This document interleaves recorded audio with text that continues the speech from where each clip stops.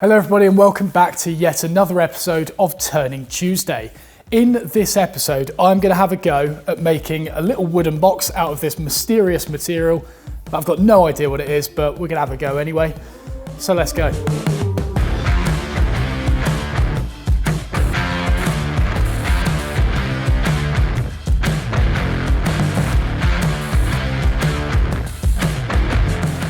But before we get stuck into the project, have a look at my new lathe station. We've got the lathe parked here. We've got a disc sander here because I feel like they're going to be paired quite a lot in future things.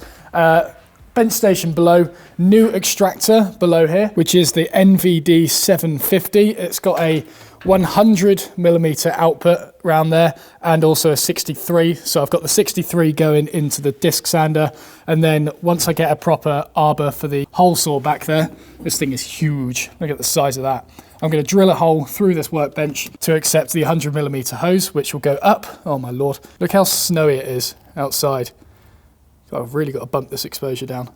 There we go. It's not ideal placement of the sun either. I'm going to be blinded in this episode, but there we go. Let's bring that back down. So there'll be a 100mm hose going all the way along here into some sort of, I got flares as well, going into some sort of hood behind the lathe there. I've also got a new tool rack, which is lovely, although I didn't quite drill the hole wide enough for the bowl gouge, so that just sort of sits with the ferrule above everything else, which is quite annoying. I need to fix that, but I can't be asked. And then down here is the compressor. So it still needs a little bit more work, but if I do say so myself, I quite like it. It's a nice little area for more crafty based things as opposed to more of the heavy duty machines that are in here. Yeah, should be pretty cool. But anyway, let's get this material cut to size.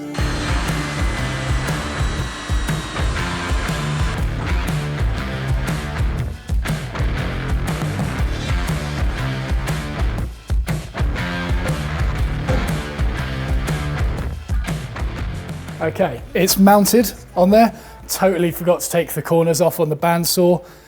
I could do it. I'll just push through it. It'll be fine. In terms of the process of making the box, again, it's a demonstration that I have seen quite a lot of in the past, but I didn't actually do my revision last night. I'm just going to try and do it from memory. I've got quite a good idea as to how I'm going to do it, but I'm quite enjoying just going for things in this series without actually properly researching it, just seeing what happens. So the first thing that I'm going to do is get this into a cylinder, and then I'm going to choose where the lid is and I'm going to part that off using the parting tool, and then I'll essentially have two cylinders which will have a perfect grain match between both of them. And then as far as I'm aware, it's just switching the prong drive to the chuck, holding the base to start with, drilling out the center, shaping the outside, putting a tongue on it, and then take that off, put the lid in there, hold that in the chuck, and then turn the, essentially I guess it's the mortise for the bottom of the box to fit in. That's what I've got in my head. I don't like the fact that I've got a clear idea as to how I'm going to do it. I feel like I'm missing something very obvious. Let's go for it. Quick flash forward into the future. Like, the project is done at this point. I'm talking to you after I finished it. I know a lot of you are regular viewers of this series, so you know how it all works, but those of you that, if this is your first video you're watching, then please be aware that I am not an expert at wood turning at all. There's a few things in this video that go wrong and could have been were pretty dangerous. So what I'm saying is, anything you see in this video or in the series in the future, if you choose to carry on watching, do not copy anything that I do. Seek proper advice, learn how to do things properly. Do not do what I do. Back to the video.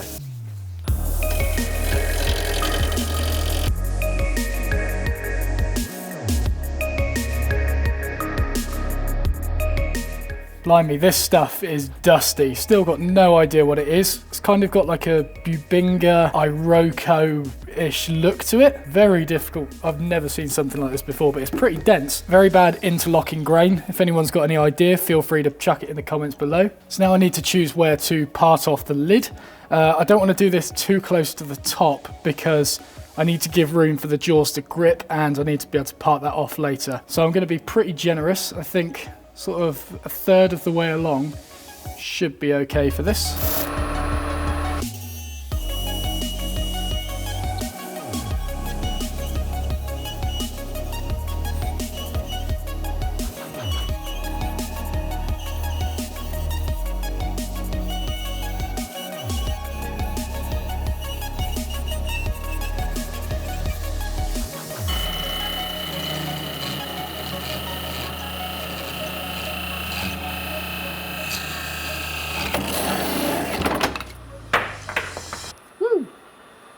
Well, there we go. I got them separated. Oh, my pants definitely changed colour a bit there. Looks like I need to watch a few videos on how to part things because that wasn't as simple as I thought it would be. Right, let's get this mounted into the chuck. Firstly, I am just going to mark, I've got jaw number 1 on here. I'm just going to mark that on the wood, find out where, it's that one there. I'm going to put a 1 there as well, just so when it's mounted on, the grain should be in the same orientation and it will be calibrated to the chuck correctly. I'm not sure if that's going to have an effect, but I might as well do it. Right, and then we're going to drill down as far as this will go.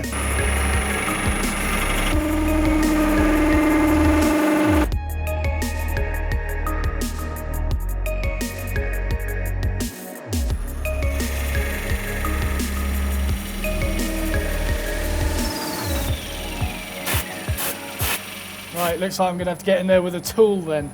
Oh, good God.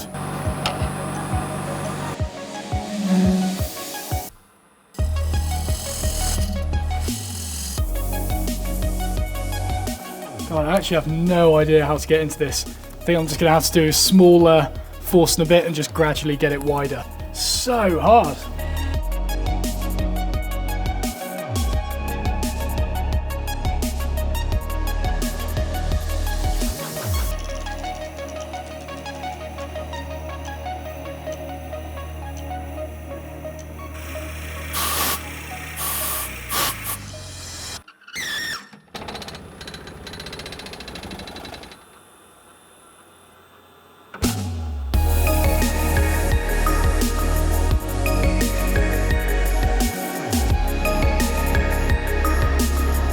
Okay, so now I need to cut a tenon on the end of this, and I've just had the realization that if there's a tenon coming out the top of this, then the hole on the lid needs to be bigger than this one, and I don't actually have a bit that's larger than this.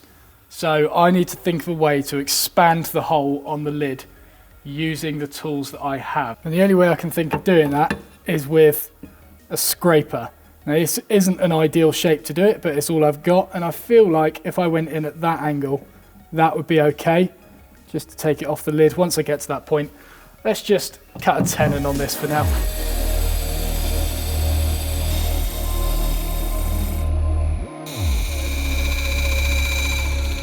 I feel like that might be quite fragile, but seeing as this wood's so dense, I'm just going to stick with it and see what it does. Now let's get the lid in here, I think, and then we'll start working on that. And then once I've cut that out, I'll be able to check the fit of the tenon against the lid and then mash it all together in the lathe again and finish the outside, get it the same diameter, and then pass it off with more success this time, hopefully. So I'll find my 1 mark, there it is. So I'll line number 1 up with that on the chuck. Then I'll part that little bit off the end and get hollowing it out again.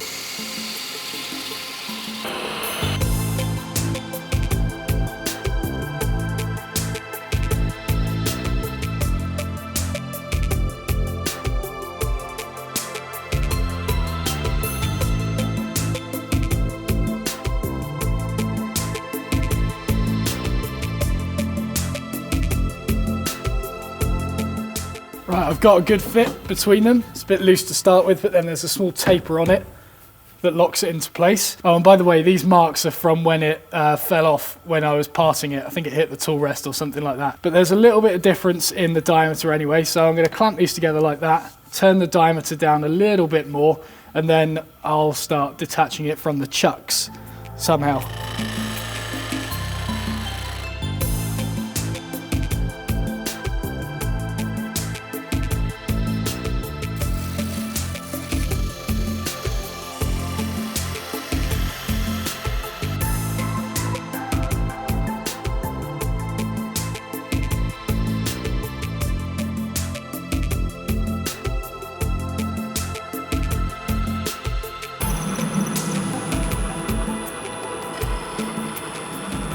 Okay, so the head is detached from the rest of the block. Yeah, it looks all right. That will go on there. So now I need to tidy up the outside because it is looking minging because of this interlock grain that we got going on. So I'm going to sand that diameter down, get it all clean on the outside, then Oh, actually, do I want to finish it first? Let's just sand the outside, get that clean, and then we'll see what it's like after that.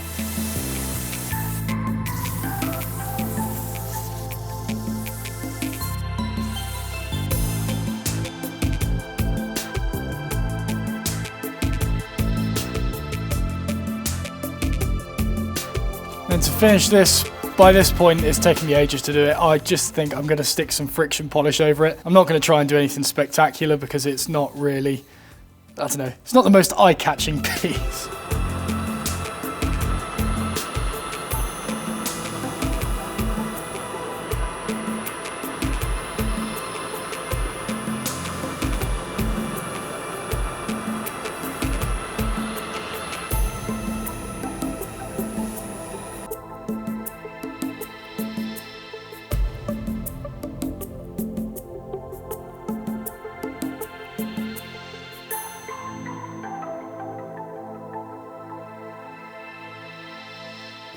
Right, and there we go. There is the finished box.